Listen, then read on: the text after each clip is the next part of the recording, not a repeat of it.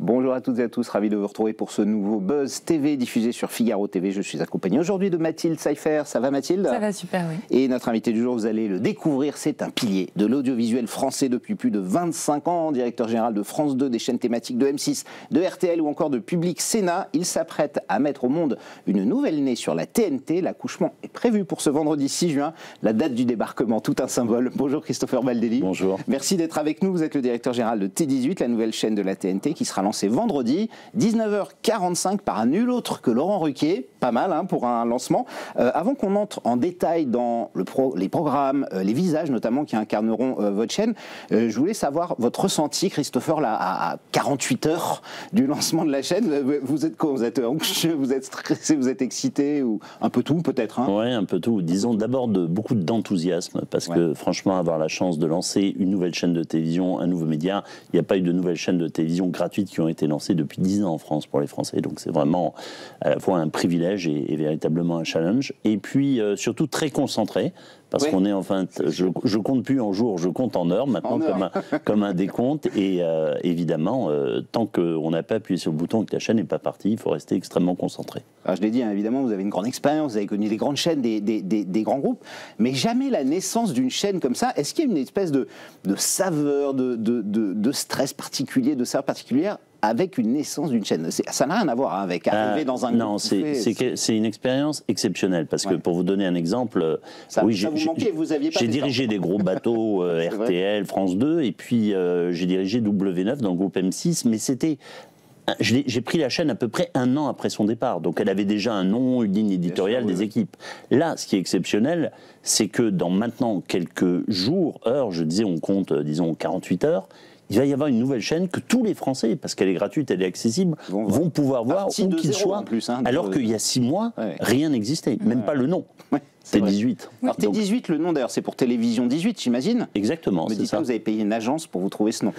Non, vous l'avez fait seul quand même. Alors écoutez, on a travaillé avec une agence, mais après, voilà. Mais parfois, vous savez, les choses les plus simples sont les meilleures. Bon, très bien. On va en parler dans un instant de ce lancement de T18. Vous allez tout savoir sur les contenus de cette nouvelle chaîne. On parlera des objectifs également avec Christopher Baldelli. Ce sera après les news médias de Mathilde Seifert. On commence ces infos médias avec le remplacement d'Olivier Mine dans Tout le monde a son mot à dire. Oui, alors l'animateur emblématique a récemment annoncé quitter France Télévisions après 35 ans de bons et loyaux services et en volant vers de nouveaux horizons sur M6. Il laisse orpheline 2 émissions. Si l'on ne sait toujours pas qui va le remplacer à la présentation de Fort Boyard, le nom de son successeur dans Tout le monde a son mot à dire a été dévoilé et il s'agit de Bruno Guillon. L'animateur formera un nouveau binôme avec Sidonie Bonnec dès la rentrée. Et il a d'ailleurs eu un message particulier à Olivier Mine. Je cite, « Je ne le remplace pas, car Olivier est quelqu'un d'irremplaçable, quelqu'un que j'aime, de précieux. Je lui souhaite le meilleur pour la suite des aventures. » Ça fera pas mal de boulot pour Bruno Guillon, hein, qui aura 2 jeux en quotidienne. Olivier Mine quitte France 2 après plus de 30 ans passés sur cette chaîne. Pour vous, de l'extérieur, ça semble une décision étonnante, hein, ça s'est fait vite. C'est un pari risqué, Christopher, ou vous pensiez que France 2 ne l'a pas forcément employé à sa juste valeur, Olivier Mine? Mine de rien, c'est un pilier hein, depuis plus de 30 ans. Je vais vous raconter une anecdote. À l'époque où je dirigeais France 2, donc au début des années 2000, non. Il n'avait plus d'émissions intéressantes sur la chaîne. Donc il avait décidé de se reconvertir. Il était parti vivre à Los Angeles et il avait décidé de faire un équivalent d'acteur studio pour devenir acteur.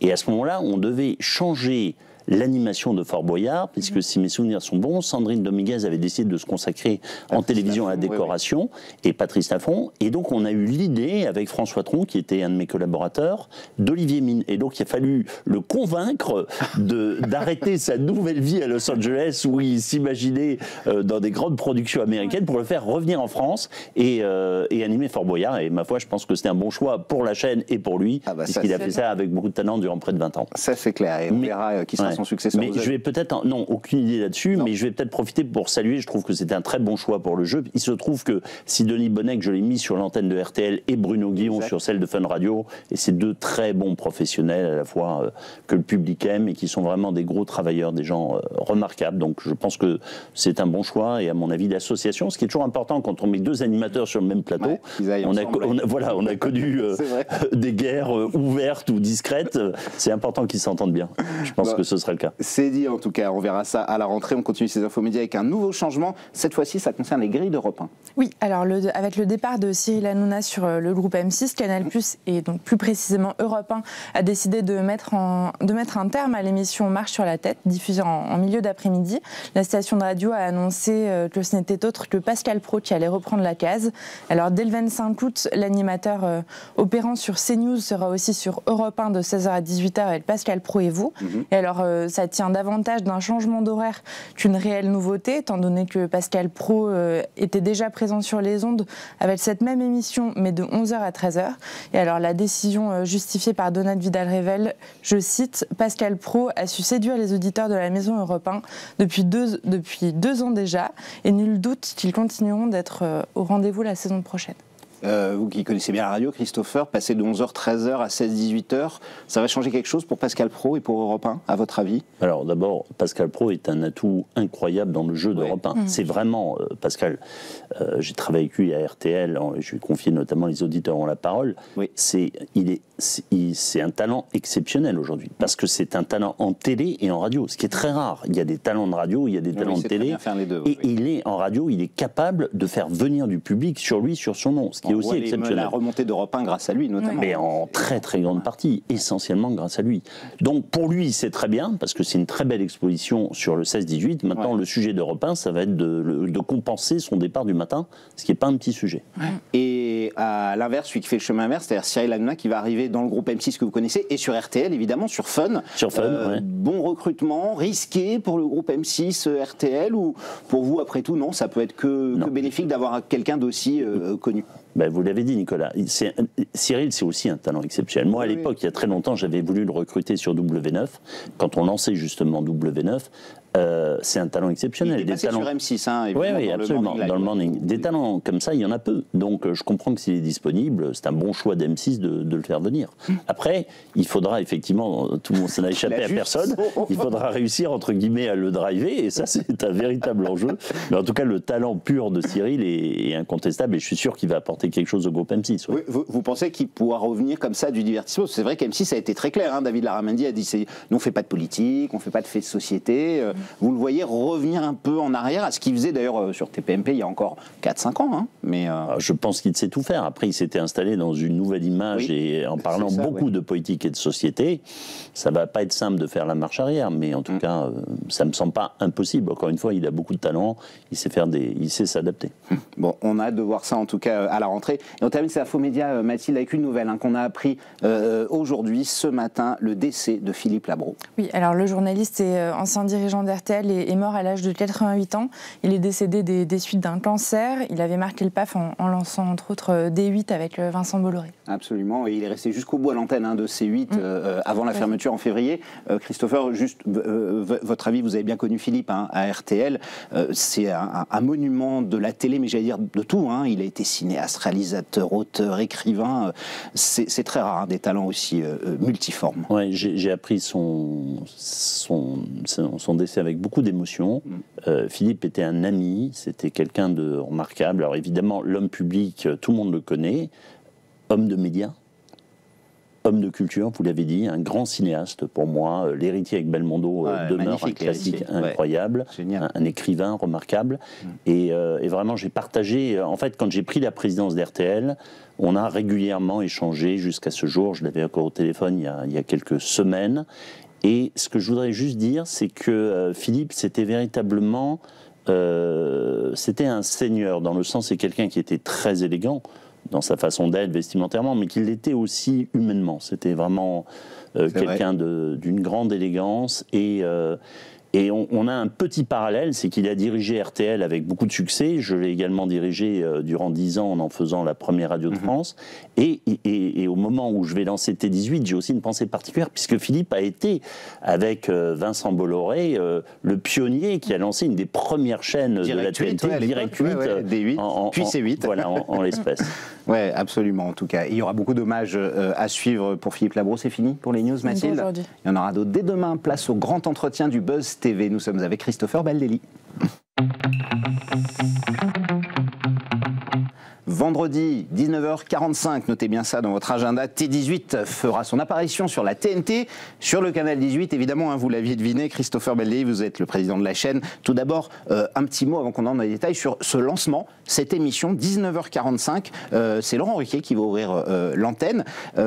Qu'est-ce qu'on va voir? Est-ce que ce sera une vraie émission, j'allais dire, ou principalement une présentation de la chaîne? Comment va se passer un petit peu? Faites-nous un petit teasing pour vous donner envie d'aller voir ça. Eh bien, écoutez, ça va être une émission de découverte. Oui. C'est-à-dire que Laurent va présenter dans cette émission assez courte, qui va faire 45 minutes, ce que les Français vont retrouver, puisqu'ils ne connaissent pas cette chaîne, ce qu'ils vont trouver dans cette chaîne, c'est-à-dire des films, des documentaires, des magazines, une offre du théâtre, une offre très variée. Donc on va avoir l'occasion au cours de cette émission à la fois de montrer des bandes de programmes pour voir ce qu'on verra sur la chaîne, et puis il y aura les gens qui ont construit, qui vont faire cette chaîne, qui seront autour du plateau, qui eux-mêmes parleraient, j'y serai, oui, qui eux-mêmes parleront des émissions qu'ils vont faire sur cette chaîne, et puis on aura un certain nombre, et là je n'en dirai pas plus, de présences de gens qu'on va retrouver dans les programmes de cette chaîne, d'une façon ou d'une autre, quelques surprises à l'antenne. Oui.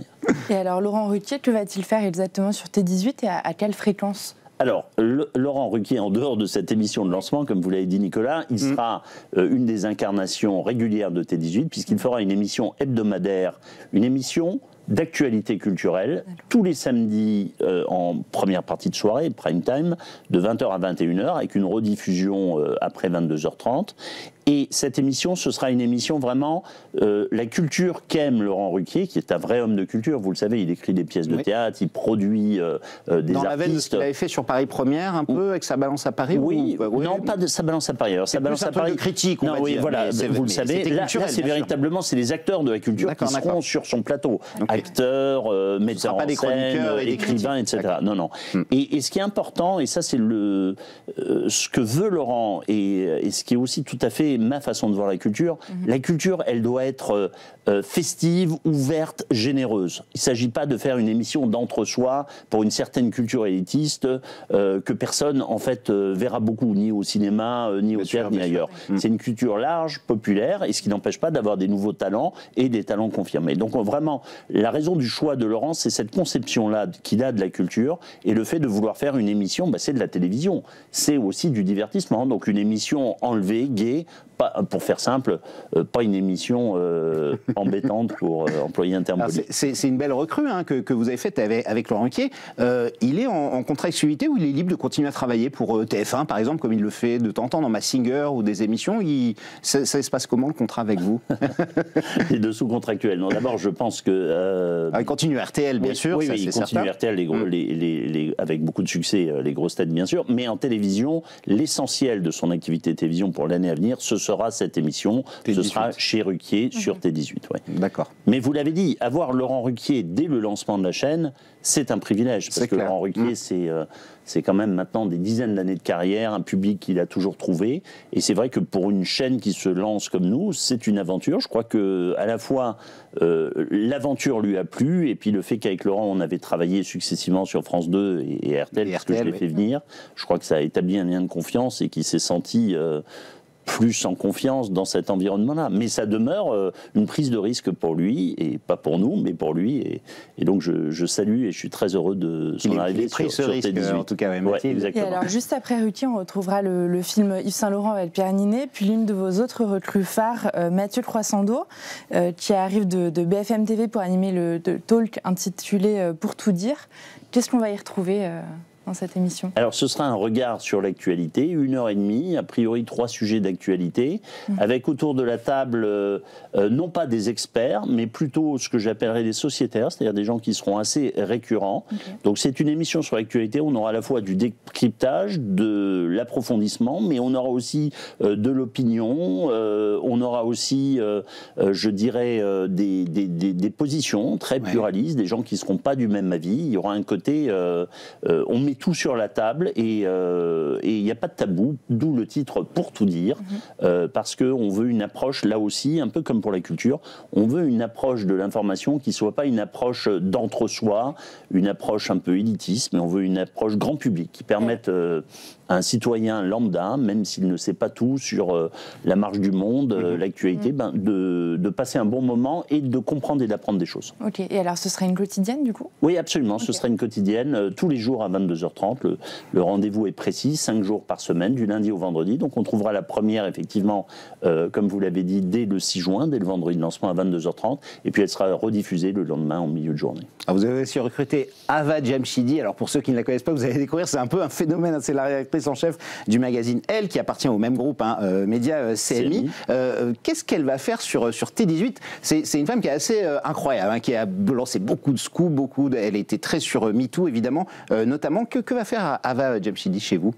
Alors, elle va présenter une émission, là aussi hebdomadaire, qui, pour simplifier, pour ceux qui ont connu, ça date un peu maintenant, mais ça reste mythique, les dossiers de l'écran. C'est-à-dire que d'abord, il y a un élément, un film, ou une fiction, ou un documentaire, et puis ensuite un débat sur un sujet qui porte sur le... Par exemple, pour vous donner un exemple, lundi, le premier jour de cette émission, donc ce sera la charge mentale. Donc il y aura un débat, sujet ô combien contemporain, qui concerne les femmes comme les hommes. Absolument, oui. La charge mentale, donc on va essayer à partir de là, un peu là aussi, de décrypter, de donner des points de vue. Alors vous avez parlé évidemment des magazines, des films, des documentaires, en fait tout ce qui fait une chaîne généraliste un peu, Christopher. Est-ce qu'il y aura aussi par exemple des jeux, de l'info, de la télé-réalité, voilà, j'essaie d'en savoir un petit peu plus. Ces créneaux-là, vous y allez ou pas forcément? Alors on est, vous l'avez dit, une chaîne généraliste, c'est-à-dire une offre très large. En revanche, il y a des choses sur lesquelles on a décidé de ne pas aller, au moins dans un premier temps, certaines peut-être plus définitivement. Vous l'avez dit, la télé-réalité. On est une chaîne où on cherche à donner du sens, donc on pense que dans la télé-réalité, il n'y a pas nécessairement beaucoup de sens. Des jeux, télé. Alors des jeux, ça fleurit beaucoup aujourd'hui. Pourquoi pas? C'est un genre qui marche très bien aujourd'hui. Pas dans l'immédiat, mais c'est tout à fait un genre sur lequel on pourra aller à un moment donné. Et l'info? Et l'info, on le fait. Alors on le fait vraiment à travers cette émission quotidienne. Pas de journaux, en revanche. Les journaux télévisés, il y a tout ce qu'il faut. Donc pas de ligne politique, particulièrement sur T18. Et je vais vous dire une chose, du sport, non, mais peut-être un jour. C'est-à-dire qu'on ne se l'interdit pas. J'ai un collaborateur qui est un expert en achat de droits sportifs, Sven Lescuyer. C'est cher, les droits sportifs. Il va falloir sortir le portefeuille. On peut parfois être opportuniste et regardez la chaîne L'équipe avec son dirigeant Vincent Broussard, ils font un très bon travail et réussissent à avoir des droits, le biathlon, des droits sportifs très attractifs. Les caisses à salon, on ne va pas faire concurrence à l'équipe TV, je vous rassure ou je les rassure, c'est pas notre objet, mais pas tout de suite, mais à un moment donné, dans une généraliste, il peut aussi y avoir un peu de sport. Et alors le slogan de T18, c'est la chaîne qui s'amuse à réfléchir. Ça veut dire que vous marchez dans les pas de France 5 et RT? Je ne crois pas que ce soit leur signature. Non, et puis non mais ça ressemble un peu de ce que vous décrivez. C'est vrai que c'est les deux chaînes qui ont l'air de s'approcher un peu de vous. On cherche un peu une référence, comme vous êtes nouveau, on essaie de vous... Absolument. On essaie de vous associer. Nous, on a essayé au contraire de se distinguer d'innover et d'apporter une offre complémentaire et différente de ce qui existe. Alors c'est vrai que peut-être que la quête de sens, le fait qu'on ait une émission culturelle bien exposée avec Laurent Ruquier, c'est des choses qui font peut-être plutôt penser au service public, mais la réalité, c'est qu'on est obligatoirement très différent d'Arte et de France 5, par exemple, pour deux raisons. La première, c'est qu'on n'est pas une chaîne publique, on est entièrement financé par le marché et par la publicité, et qu'ensuite, on n'a pas cette obligation de service public, qui sur ces chaînes-là est une obligation constante, qui normalement devrait porter à peu près sur tous les programmes. Nous, si on choisit de faire des choses qui peuvent d'une certaine façon, faire penser au service public à travers le sens qu'on veut apporter, c'est un choix libre. On n'a pas d'obligation là-dessus. Mais on sera, d'où la signature que Mathilde a relevée, qui est la signature, la T18, la télévision qui s'amuse à réfléchir. Il y a vraiment les deux dedans. Il y a réfléchir, mais il y a aussi s'amuser. On est aussi une chaîne de télévision, c'est aussi du divertissement, c'est aussi le fait de passer un bon moment et parfois de rire à un film ou de sourire à une pièce de théâtre. Une des choses qu'on voit le moins en télé maintenant, Christopher, dans le linéaire, c'est notamment le direct, de moins en moins. Quelle sera la part du direct chez vous sur T18 ? Est-ce qu'il y aura des émissions en direct ? Alors d'abord, vous avez raison, il y a des chaînes de TNT qui, à ma connaissance, n'ont quasiment pas de direct. Alors chez nous, d'abord, la première émission de lancement sera en direct. On aurait très bien pu la faire en différé, mais on a choisi de la faire en direct. D'ailleurs, il y aura peut-être, on prend les risques du direct, il y aura peut-être des problèmes techniques, des bugs techniques à l'antenne, mais on le sait avec Laurent Ruquier et on l'accepte parce qu'on a choisi de faire du direct. Et puis ensuite... Mathieu Crassando, c'est du direct ? Non, c'est pas du direct. Vous savez, ce type d'émission, surtout qu'on la diffuse à 22h30, elle est enregistrée légèrement avant, comme c'est le cas aujourd'hui quasiment de tous les talks autour de l'info, mais on est très proche du temps du direct et du temps de diffusion. Et alors on parlait de Mathieu Crassando, est-ce que le reste de votre mercato à vous, il est déjà fait ? Il est fait, vous savez, on est dans un cas très particulier, un peu exceptionnel. Vous lancez en fin de saison, voilà, en fait. Voilà que je n'ai jamais connu, c'est qu'on fait une rentrée en juin. Normalement, c'est le moment où les programmes s'arrêtent et où les chaînes font leurs annonces pour la rentrée, on recrute. Nous, on a recruté avant. Et donc, on fera une deuxième rentrée, évidemment, comme tout le monde en septembre. Et il y aura de nouveau... On viendra enrichir l'offre, c'est-à-dire tous les gens qui sont là au départ. Il y aura des ajustements. Ce qu'on va découvrir là pendant tout le mois de juin-juillet, c'est pas définitif. Bien sûr. Mais en même temps, on retrouvera les émissions que nous lançons en juin. C'est un choix qu'on a fait avec Denis Oliven. On aurait pu se dire, vu le démarrage en juin, qu'on attendait d'amener nos nouvelles émissions en septembre. On a voulu tout de suite, pour ceux qui vont nous regarder ce vendredi 6 juin, le 7 juin, le 8 juin, etc., que tout de suite ils aient une image assez précise de ce que sera la chaîne, y compris à travers ses animateurs et ses incarnations. C'est la raison pour laquelle on a décidé de lancer tout de suite nos 3 émissions phares, une quotidienne, 2 hebdos, dès le départ. Ces émissions, évidemment, on les retrouvera en septembre, mais il y aura d'autres talents, certainement, qui viendront nous rejoindre en septembre. Donc non, le mercato n'est pas fini. Je continue, absolument. Beaucoup de départs du côté de groupe BFM. Vous pouvez regarder par là aussi. Oui, dont Mathieu Crassando qui est déjà venu chez vous. L'ambition, c'est quoi, Christopher Bailly ? Est-ce qu'il y a des objectifs en tête ? Par exemple, les 1% d'audience à court moyen terme, est-ce que c'est réaliste, par exemple, d'avoir cette part d'audience? Alors effectivement, on espère bien qu'à un moment donné, on dépassera 1% d'audience, mais on n'a pas d'objectif à court terme, dans la mesure où on lance la chaîne déjà sur 6 mois, c'est même pas une année complète, donc on va essayer de... Moi, j'ai eu la chance de travailler et j'ai toujours voulu, ce qui m'intéresse, c'est l'audience, le grand nombre des médias populaires, grand public, comme peuvent l'être France 2 ou RTL. Donc évidemment, je vais chercher à travers cette chaîne à trouver le maximum d'audience et d'intéresser le maximum de gens. Après, on n'a pas les moyens que peuvent avoir les grandes chaînes comme TF1 et M6 en termes financiers. On essaie de faire au mieux avec nos moyens. Et alors l'érosion des audiences justement sur la télé linéaire, ça vous fait peur pour la suite? Vous savez, excusez-moi, c'est très relatif. Ça fait 20 ans que j'entends dire que la télévision est en crise, ça fait 20 ans que j'entends dire que la télévision est un média has-been, et la réalité des choses, c'est que les audiences des chaînes de télévision en général demeurent extrêmement fortes. Ça reste fort, mais le total télé a quand même baissé ces dernières années régulièrement. Il était à un tel niveau, et il avait tellement monté en réalité, y compris à travers le Covid, etc. Vous savez, je donne parfois cet exemple. Il y a moins de 2 ans, il y a un grand entrepreneur français, très spécialiste du numérique, qui a quand même candidaté pour une chaîne de télévision hertzienne, en l'espèce M6. Absolument. Donc si je me fie à lui, Xavier Niel, pas le nommer. S'il pense que c'est un bon business puisqu'il a candidaté, je ne vois pas pourquoi nous, en tout cas, avec notre actionnaire, Daniel Kretinsky, et Denis Oliven, on pense que la télévision demeure un bon business. Voilà. Alors, la fréquence TNT vous a été attribuée par l'Arcom en juillet dernier, à vous et Novo 19 également, qui est la chaîne Groupe Ouest France, qui arrivera un peu après vous le 1er septembre. Vous remplacez numériquement, évidemment, un C8 et Énergie 12 dont la fréquence n'a pas été renouvelée, qui ont été évincés de la TNT.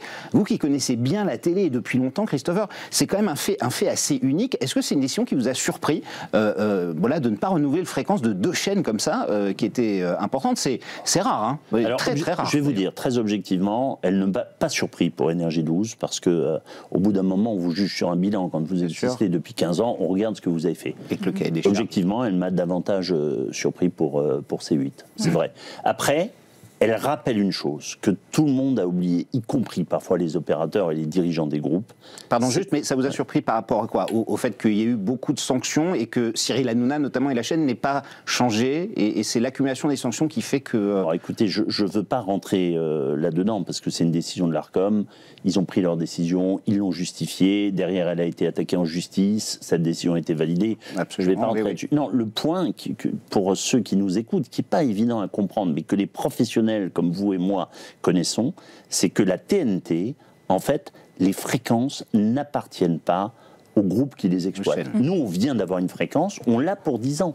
On a un droit d'exploitation pour 10 ans, mais au bout de 10 ans, on a le droit de ne pas nous relever. Pourquoi ? Parce que les fréquences appartiennent en vérité à l'État. C'est du domaine public. C'est comme si vous permettez, si vous exploitez une brasserie sur un quai de gare où vous avez une autorisation d'usage durant un certain temps, mais en revanche, à l'issue, vous n'avez pas de droit de rester. Si vous avez dégradé le quai, à un moment, la gare peut vous dire on ne vous renouvelle plus. Alors, autre décision forte qui est la conséquence de la première, le choix de Canal+ de rendre sa fréquence TNT sur le canal 4. Vous comprenez, vous, ce choix, Christopher ?